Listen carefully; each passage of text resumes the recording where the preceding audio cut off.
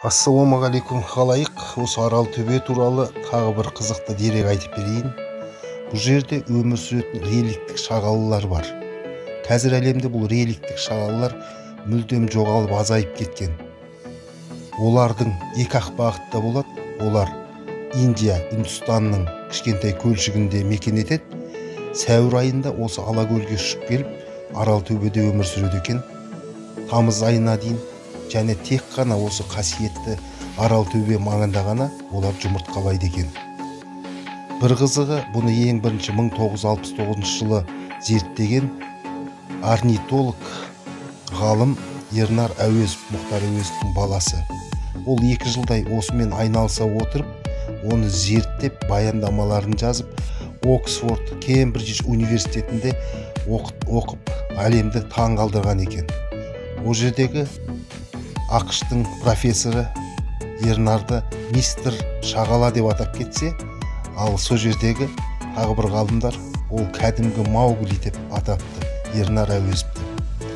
Өзінің осы кандидаттық жұмысын жасап, ең бірінші рет Мәскеуде қорғайды.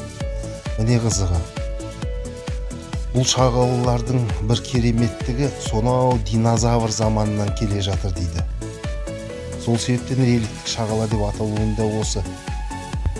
Сонымен қатар бұл жерде ақ құйрықты бүркіт сияқты, ақ құтан сияқты, және де қызыл кітапқа кірген тағы да көптеген құстар, аңдар да бар.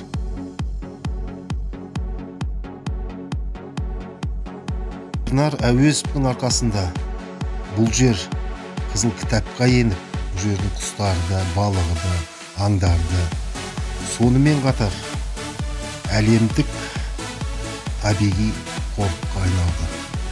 Қазір мемлекеттің бақылауында. Ол жерге улауға, шулауға болмайды. Себебі мына реликтік шағала шулаған жерде жұмыртқаламайды. Құрметті халайық, сол себептен қоқыс тастамаңыздар, тазалықты сақтаңыздар. Осындай қасиет жерімізді аман есен алып қалайық.